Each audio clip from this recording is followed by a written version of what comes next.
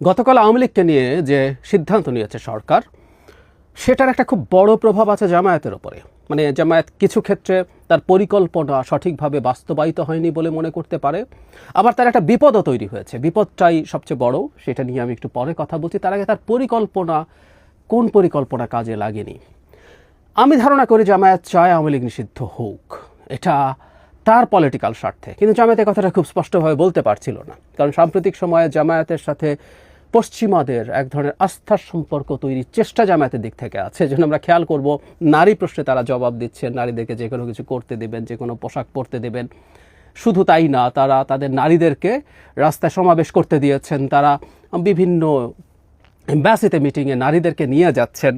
ফলে আওয়ামী লীগ নিষিদ্ধতা যেহেতু ওয়েস্ট চায় না, আওয়ামী লীগ জামায়াত খুব প্রকাশ্যে কথাগুলো বলতে চায়নি, বরং আমি আপনাদেরকে দেখিয়েছি তাদের প্রতি সিম্প্যাথাইজারের মতো কথা বলেছেন জামায়াতের আমির। এবং এই যে শাহবাগে যে জমায়েত হলো, সেখানে জামায়াতের অত্যন্ত গুরুত্বপূর্ণ নেতা জনাব শফিকুল ইসলাম মাসুদ গেলেও সেটাকে ব্যক্তিগত বলে অফিসিয়ালি দলের পক্ষ থেকে তারা কারো নিষিদ্ধ করার আন্দোলন করছেন না বলে জানিয়েছেন। এটা হচ্ছে মূলত পশ্চিমাদের কারণে, তারা পশ্চিমাদের কাছে নেগেটিভ অ্যাটিটিউড যাতে না হয় সেই কারণে। কিন্তু আওয়ামী লীগ নিষিদ্ধ হলে জামায়াতের আসলে লাভ কি? জামায়াতের লাভ আছে, এই কারণে জামায়াত চেয়েছে, আমি ধারণা করি, এক্সিকিউটিভ অর্ডারে আওয়ামী লীগ নিষিদ্ধ করে। এক্সিকিউটিভ, কারণ বিচারিক প্রক্রিয়া জামাতের জন্য একটা বিরাট বিপদ তৈরি করেছে। এক্সিকিউটিভ অর্ডারে যদি করা হয়, মানে আওয়ামী লীগ যদি না থাকে, আমরা এইভাবে যদি বলি, আওয়ামী লীগ যদি না থাকে, তাহলে যদি সে নির্বাচনে আসতে না পারে বিশেষ করে, তাহলে জামাতের লাভটা কোথায়? আমরা এর মধ্যে দেখেছি নির্বাচন কমিশন বলছে তারা সরকারের যে প্রজ্ঞাপন আছে সেটা হাতে পাওয়ার পর সিদ্ধান্ত নেবেন আওয়ামী লীগ নির্বাচনে অংশ নিতে পারবে কিনা। মানে সরকার গতকাল যা জানিয়েছে তাতে আওয়ামী লীগ নির্বাচনে অংশ নিতে পারবে না, এই ধরনের কোনো কথা আসলে বলা হয়নি।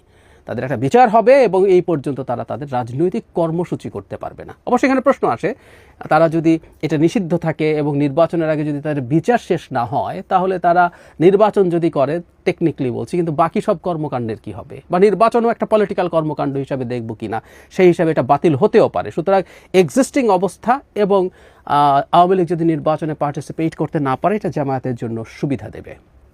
কেন? জামায়াতের আসলে রাজনীতিতে প্রাসঙ্গিকতা খুব কমে গেছে অ্যাপারেন্টলি, মানে বিএনপির সাথে বিশেষ করে তার একসাথে থাকার প্রাসঙ্গিকতা। বিএনপি জামায়াতকে রেখেছিল কারণ বিএনপি তার একটা ফিয়ার্স কম্পিটিটর যদি আওয়ামী লীগ থাকে, সে দেখেছে প্রতি সিটে জামায়াতের কিছু কিছু সিটে অনেক বেশি আছে, হাতে গোনা, আর বাকি সিটগুলোতে 20-25 হাজার, 10 হাজার, 15 হাজার ভোট আছে, যেগুলো অনেক ক্ষেত্রে ডিসাইসিভ ফ্যাক্টর। ফলে যেটা হয়েছে, আওয়ামী লীগ যখন রাজনীতিতে বা নির্বাচনে থাকবে না, জামায়াতকে আসলে আর প্রয়োজন নেই। বা এখন আওয়ামী লীগ যদি থাকেও, আওয়ামী লীগ যে শক্তিতে আছে, এই শক্তির আওয়ামী লীগের সাথে কম্পিট করার জন্য বিএনপির জামায়াতকে নেওয়ার দরকার নেই। জামায়াতকে নেওয়ার অনেকগুলো স্টিগমা আছে। এটা শুধু তাদের রাজনীতির ধরন, আইডেন্টিটি পলিটিক্স শুধু না, তাদের একাত্তরের ভূমিকা বা এগুলো। ফলে এটা লায়াবিলিটি। সুতরাং জামায়াতকে নেওয়া হবে না, জামায়াত খুব বেশি সুবিধা করতে পারার কোনো কারণ নেই। ফলে জামায়াত এটা এক্সপেক্ট করবে, আওয়ামী লীগ যদি নির্বাচনে না থাকে, তাহলে তার জন্য প্রধান বিরোধী দল হয়ে ওঠা সম্ভব। এটা বলতে এমন বোঝাচ্ছে না যে তারা অনেক সিট টিট পাবে। আমাদের কেউ কেউ মনে করেন যে জামায়াত জাদু দেখিয়ে দেবে, আমি একেবারেই বিশ্বাস করি না। 1996 সালের নির্বাচনে তারা এককভাবে নির্বাচন করে 2 নাকি 3টে সিট যেন পেয়েছিল, সেটা এবার 5, 7টা, 10টা পর্যন্তই যাবে বলে আমার ধারণা। একেবারে বাড়িয়ে টাড়িয়ে 15 পর্যন্ত করতে রাজি আছে আমি, এর বেশি কিছু না। কিন্তু তারপরও তারা দ্বিতীয় সর্বোচ্চ হতে পারে, তাদের সেই সম্ভাবনা আছে, সংখ্যা যত কমই হোক না কেন, গ্যাপ যত বেশিই হোক না কেন। জামায়াতের ভোটের পার্সেন্টেজ বেড়ে থাকতে পারে, কিন্তু ওই যে বললাম, একটা সিটে 20,000-এর জায়গায় 30,000 ভোট, এমনকি দ্বিগুণ হয়ে 40,000 ভোট হলেও তারা নির্বাচনে তো জিততে পারছে না। সুতরাং জামায়াতের সিট বাড়বে না। এবং এটা একটা প্রমাণ আছে, আমরা দেখব জামায়াত ক্রমাগত লোয়ার হাউসে প্রপোর্শনাল রিপ্রেজেন্টেশনের কথা বলে।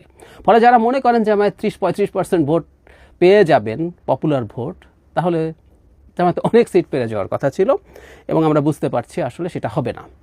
ফলে আওয়ামী লীগ নিষিদ্ধ হয়ে গেলে, বা নিদেন পক্ষে নির্বাচন কমিশন আগামীকাল এটা জানাবে বলেছে, যদি তাকে নির্বাচনে অযোগ্য ঘোষণা করে, সেটা জামাতের জন্য একটা গেইনিং, সে বিরোধী দলে পরিণত হতে পারে। কারণ আমি মনে করি জামাতের পপুলার ভোট এখনও আওয়ামী লীগের যা আছে, আওয়ামী লীগ তো অ্যাটলিস্ট 20% ভোট এখনও আছে বলে আমি মনে করি, আর জামাত তার অর্ধেকও তার ভোট আছে বলে আমি মনে করি না। এবং আওয়ামী লীগ যদি নৌকা নিয়ে সুষ্ঠুভাবে, নিরুপদ্রবভাবে নির্বাচন করতে পারে, তার তো জামাতের চাইতে বেশি সিট পাবেই। ফলে জামাতের পক্ষে প্রধান বিরোধী দল হয়ে ওঠা সম্ভব না। জামায়াত আসলে আওয়ামী লীগ নিষিদ্ধ হলে এভাবে বেনিফিটেড হতে পারে। সো এক্সিকিউটিভ অর্ডারে যদি সরাসরি হয়ে যেত তার এই বেনিফিটটা ছিল, সে মনে থেকে এটা চায় বলেই আমি ধারণা করি, এতে তার পলিটিক্যাল গেইনিং আছে।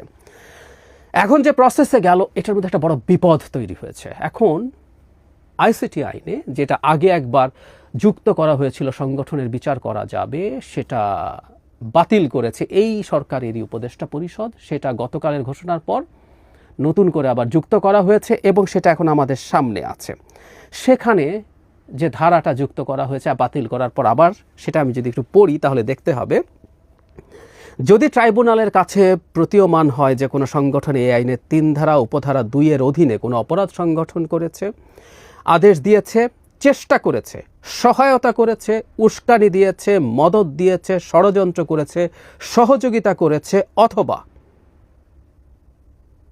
অন্য যে কোনোভাবে সেই অপরাধ সংগঠনে সহায়তা করেছে, তবে ট্রাইব্যুনালের ক্ষমতা থাকবে সংগঠনটির কার্যক্রম স্থগিত বা নিষিদ্ধ করার, সংগঠন নিষিদ্ধ ঘোষণার, এর নিবন্ধন বা লাইসেন্স স্থগিত অথবা বাতিল করার এবং এর সম্পত্তি জব্দ করার। আমরা খেয়াল করছি, আমি ওই জায়গাটা আবারও পড়ি, কি করলে, শুধু অপরাধ করলে না, আদেশ দিয়েছে, চেষ্টা করেছে, সহায়তা করেছে, উস্কানি দিয়েছে, মদত দিয়েছে, ষড়যন্ত্র করেছে, সহযোগিতা করেছে অথবা অন্য যে কোনোভাবে সেই অপরাধ সংগঠনে সহায়তা করেছে। 71 জামাত নিজে মানবতা বিরোধী অপরাধ এবং যুদ্ধাপরাধের সাথে জড়িত ছিল, এই অভিযোগের যথেষ্ট ক্রেডিবল ভিত্তি আছে। আওয়ামী লীগ একটা ফালতু বিচার করেছিল বলেই জামায়াতের সেই অপরাধ শেষ হয়ে যায়নি আমি মনে করি। এই কারণেই আমরা ইদানিং প্রায় বলি আওয়ামী লীগের লোকজনের বিরুদ্ধে যে ধরনের প্রহসনমূলক গণহারে ফাঁসির মামলা করা হচ্ছে, এটাও এই বিচারটাকে এমন জায়গায় নিয়ে যেতে পারে যেমন এখন জামায়াত দাবি করে তাদের কোনো সমস্যা নেই, অপরাধ নেই, আর আওয়ামী লীগও কিছুদিন পর হয়তো তাই করবে। কিন্তু আমি যদি তর্কের খাতিরে ধরেও নিই যে জামাত এটা করেনি, সরাসরি কোনো যুদ্ধাপরাধ বা মানবতা বিরোধী অপরাধ করেনি, কিন্তু তারা যেভাবে সহযোগী হয়েছিল, সমর্থন করেছিল পলিটিক্যালি এই নৃশংসতার, এই বর্বরতার, এই অসভ্যতার, সেটা আইনের এই ধারা অনুযায়ী জামায়াতেরও বিচার চাওয়া যেতে পারে। এখন আইসিটি আইনে যদি এটা যায়, সেটা নিয়ে যদি কোনো সংক্ষুব্ধ নাগরিক সেই কোর্টে যেতেই পারেন এবং কোর্টের কাছে অন্তত চাইতে পারেন। কোর্ট কি করবেন সেটা কোর্টের সিদ্ধান্ত, কিন্তু এটা চাওয়া যেতে পারে। ফলে যে সিদ্ধান্ত হলো সেই সিদ্ধান্তটা জামায়াতের জন্য একটা বিপদ তৈরি করেছে আমি মনে করি।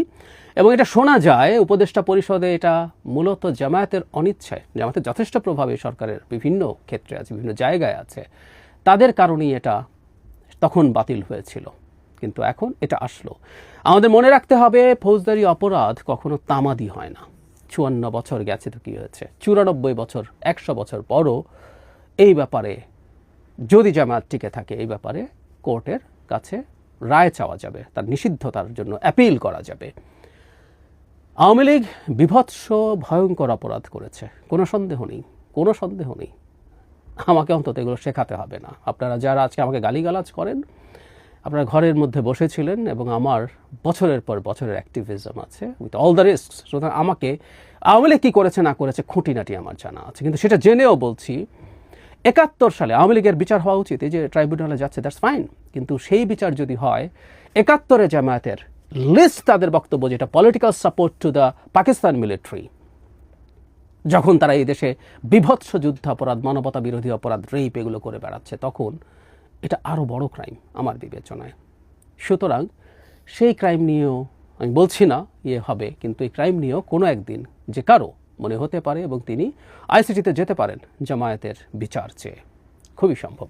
ফলে এই রায়টার মানে যা ঘটলো তার একটা পজিটিভ দিক আছে, বিশেষ করে আওয়ামী লীগ যদি নির্বাচনে অযোগ্য ঘোষিত হয় নির্বাচন কমিশন দিয়ে, তাহলে জামায়াতের এক ধরনের সুবিধা হতে পারে।